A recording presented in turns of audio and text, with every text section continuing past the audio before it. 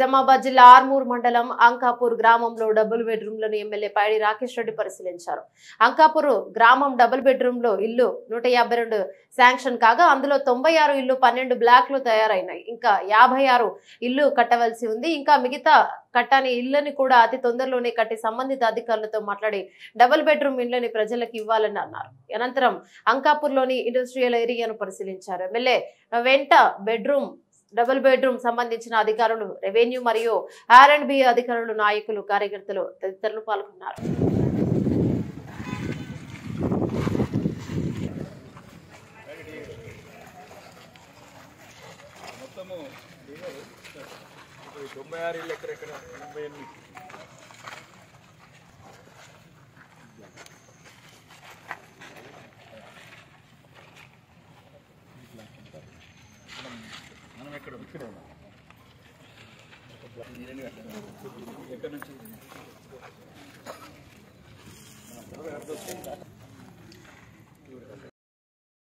ఇప్పుడు మనం ఒకటి ఏం చేయాలి,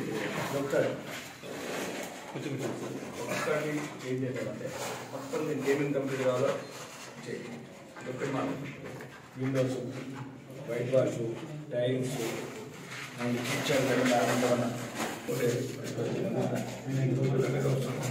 ఇబ్బంది పెట్టి బంధం పెట్టుకున్నాను. ఇట్లాంటి ఇంకా వాళ్ళు వేసుకోవాల్సింది బెడ్రూమ్.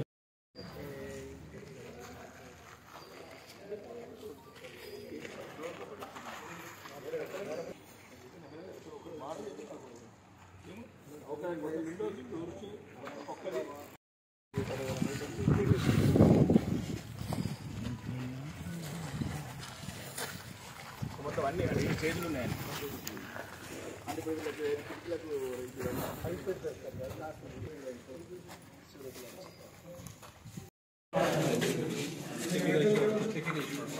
ఇట్లా జరగన్నా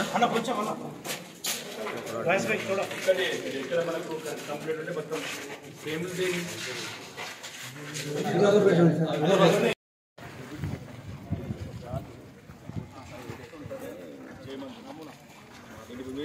మీరు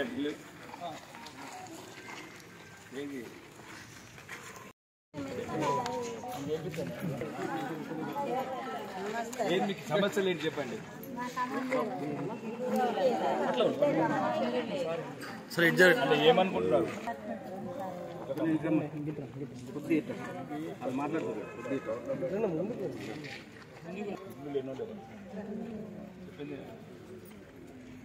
ఇల్లు లేనోళ్ళు ఆఫీసర్స్ ఎవరి ఇన్వాల్వ్మెంట్ ఉండదు. వాళ్ళే గ్రామ సభ అంటే అదే మన అంకాపూర్ గ్రామ పంచాయతీలో వాళ్ళు పెడతారు. ఇదిగో ఫలానా మనకి పేరు వచ్చిందా అని ఎవరైనా ఆబ్జెక్షన్ చేయొచ్చు. లేదా ఎట్లా ఇస్తారు మీరు గంగవారంతా కాలేదు 2 ఇల్లు ఉన్నాయని మీరు చెప్తే ఆరుమూరు అయితే ఆరుమూరు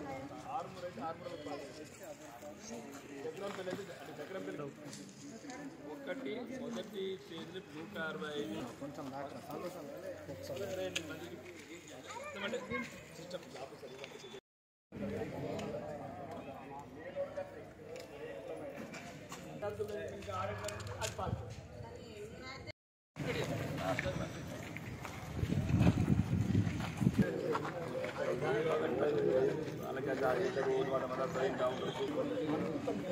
మొత్తం మంచి మిగతా ఫండ్స్ తీసుకొస్తాను. ఈరోజు ఆర్మూరు జక్రంపల్లి మండల తహసీల్దార్ గారు, మిగతా అధికారులందరూ, గౌరవనీయ ముఖ్యమంత్రి, తెలంగాణ ముఖ్యమంత్రి గారు అనుమల రేవంత్ రెడ్డి గారు ఏదైతే ఆయన కలల పుత్రిక ఉందో ఇంటిగ్రేటెడ్ మోడల్ స్కూల్ అనేది కొడంగల్లో ప్రారంభించడం జరిగింది. దాన్ని ఉద్దేశించి తెలంగాణ అసెంబ్లీ వేదికగా అడగడం జరిగింది గౌరవనీయ ముఖ్యమంత్రి గారిని. మాకు కూడా ఉత్తర తెలంగాణలో వెనుకబడ్డ ప్రాంతమైన ఇక్కడ కూడా విద్యార్థులు, పేదవాళ్ళు చాలామంది ఉన్నారంటే ఆయన సౌజన్యంతో, దయతో అంగీకరించడం జరిగింది. మొన్న నేను అమెరికా వెళ్ళక ముందు, బయట విదేశాలకు వెళ్ళక ముందు అడగడం జరిగింది. ఆ రోజు సానుకూలంగా స్పందించి ల్యాండ్ అంతా ఫైండ్ అవుట్ చేయండి, మార్కింగ్ చేయండి, ఇమీడియట్ శాంక్షన్ చేస్తాను ఎమ్మెల్యే గారు అని చెప్పారు. నేను రాగానే OSD అజిత్ రెడ్డి గారిని, సీఎం OSD అజిత్ రెడ్డి గారిని కలవడం జరిగింది. ఆయన కూడా ముఖ్యమంత్రి గారు ఇమీడియట్ చేయమని చెప్పారంటే సంబంధిత అధికారులకు ఆదేశాలు ఇవ్వడం జరిగింది. దాన్ని బేస్ చేసుకుని ఈరోజు అధికారుల పర్యవేక్షణలో ఇక్కడ అందుబాటులో ల్యాండ్ ఎంత ఉంది, ఎంతవరకు ఉపయోగించుకోవచ్చు అని దాని విషయంలో పరిశీలించడం జరిగింది.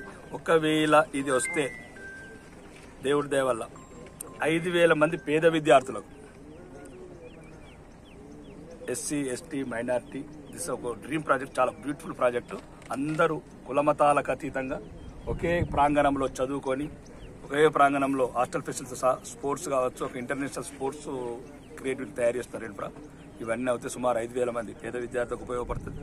రెండోది సుమారు ఒక 500 మంది స్టాఫ్కు, మిగతా ఇక్కడ ఉన్న దీని విధానం వల్ల ఇంకొక 5,000 మందికి అది ఉపాధి అవకాశాలు కలుగుతాయి. ఎందుకంటే పిల్లలు రావటము పోవటం, ఇక్కడ రకరకాల వ్యాపారాలు డెవలప్ అవుతాయి.